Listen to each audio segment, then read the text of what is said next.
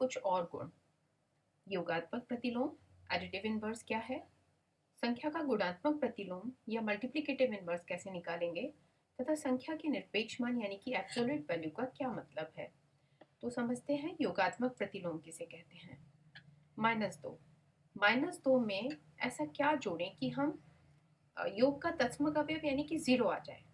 तो -2 से अगर हम सीधी तरफ, +2 से अगर हम उल्टी तरफ 2 कदम चलेंगे, यानी कि +2 में अगर हम -2 चलेंगे तो हम 0 पे पहुंच जाएंगे।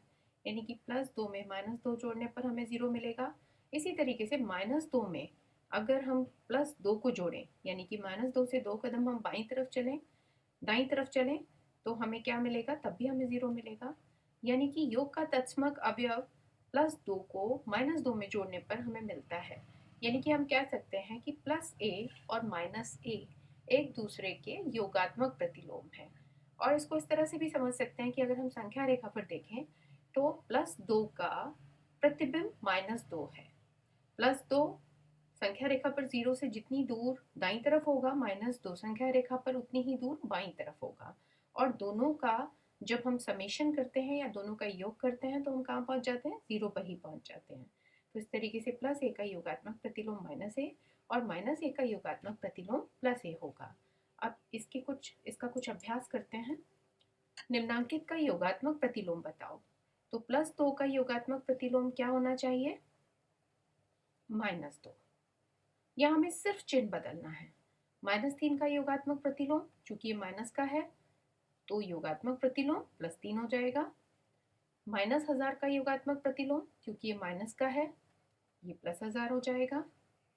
8 का योगात्मक प्रतिलोम, 8 मतलब हम +8 की बात कर रहे हैं, तो 8 का योगात्मक प्रतिलोम चिन्ह बदलेंगे तो -8 हो जाएगा। इसी तरह 25 का योगात्मक प्रतिलोम -25 और 90 का योगात्मक प्रतिलोम -90।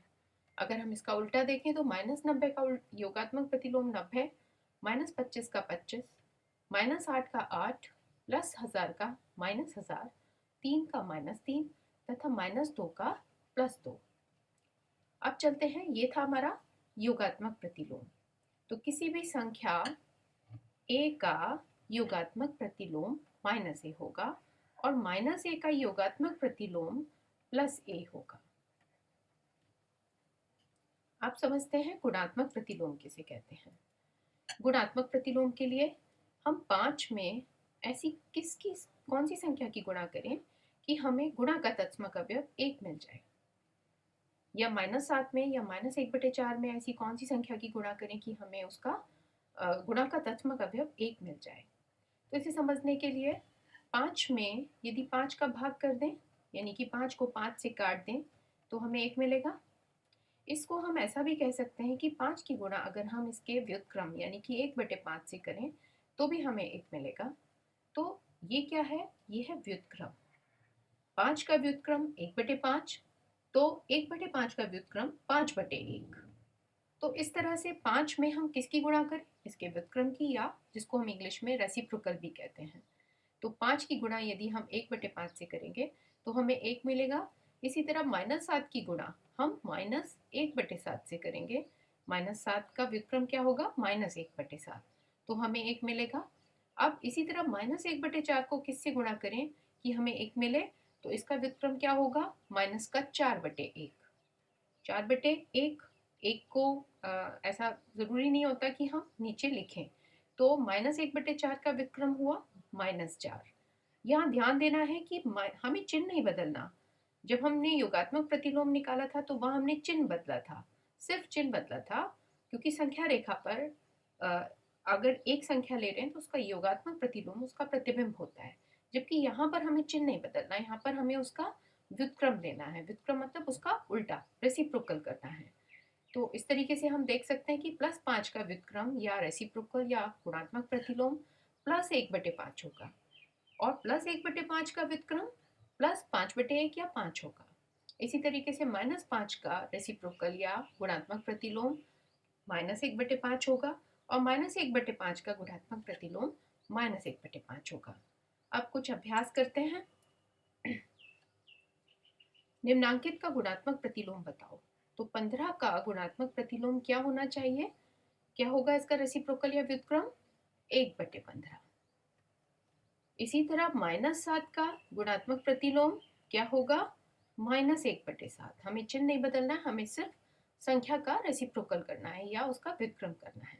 इसी तरीके से 1/18 का व्युत्क्रम क्या होगा? 18। -9 का व्युत्क्रम क्या होगा? -1/9। और इसी तरीके से -1/3 का व्युत्क्रम क्या होगा? -3। और अगर उल्टा देखें तो -3 का गुणात्मक प्रतिलोम -1/3 और इसी तरह -1/9 का गुणात्मक प्रतिलोम -9, 18 का गुणात्मक प्रतिलोम 1/18 और -1/7 का गुणात्मक प्रतिलोम -7 और इसी तरीके से 1/15 का गुणात्मक प्रतिलोम 15 होगा। तो ये था गुणात्मक प्रतिलोम। किसी भी संख्या का गुणात्मक प्रतिलोम उसका व्युत्क्रम होता है, क्योंकि उस संख्या को जब हम उसके गुणात्मक प्रतिलोम से गुणा करते हैं तो हमें गुणा का तत्समक अवयव 1 मिल जाता है। अब आते हैं निरपेक्ष मान किसे कहते हैं। अगर हम यहाँ संख्या रेखा पर देखें कि हमें क्या करना है, हमें +6 की बात करनी है, तो +6 के लिए हम 6 इकाई दूरी किधर चलेंगे? दाईं तरफ। इसी तरीके से -6 की बात करेंगे तो हम 6 इकाई दूरी किधर चलेंगे? दाईं तरफ चलेंगे। लेकिन इकाई कितना चले थे? इधर भी हम 6 इकाई चले और इधर भी 6 इकाई चले, यानी कि यहाँ परिमाण दोनों ही कंडीशंस में, दोनों ही स्थितियों में क्या था? 6 ही था। तो निरपेक्ष मान जब हमें सिर्फ परिमाण की जरूरत है तो हम किसका यूज करेंगे? एब्सोल्यूट वैल्यू का। यानी कि हम उसको दर्शाने के लिए इस तरीके से 2 लाइंस से उसको बंद कर देंगे। तो +6 का निरपेक्ष मान भी 6 होगा, या -6 के निरपेक्ष मान की बात करें तो वो भी 6 ही होगा। यानी कि निरपेक्ष मान में हम चिन्ह को नहीं देखेंगे, निरपेक्ष मान सिर्फ उस संख्या का परिमाण बताता है। तो निरपेक्ष मान क्या है? किसी भी संख्या का, चाहे वो प्लस है चाहे वो माइनस है, उसका परिमाण बताएगी, उसके चिन्ह को नहीं बताएगी। तो अब कुछ अभ्यास करते हैं। जैसे कि -5 का निरपेक्ष मान देखें तो क्या होगा? सिर्फ 5, क्योंकि हमें यहाँ चिन्ह पर, हमें चिन्ह लेना ही नहीं है। इसका मतलब ही, इस सिंबल का, इस संकेत का मतलब ही ये है कि हम वहां पर सिर्फ परिमाण की बात कर रहे हैं। इसी तरह -9 का निरपेक्ष मान भी क्या होगा? 9। 8 का मतलब +8 है, तो 8 का भी निरपेक्ष मान 8 ही होगा। उसी तरह 25 का निरपेक्ष मान 25 होगा और -28 का निरपेक्ष मान 28 ही होगा। तो निरपेक्ष मान क्या होता है? किसी भी संख्या का परिमाण। वहां हमें चिन्ह को नहीं देखना है। Thank you.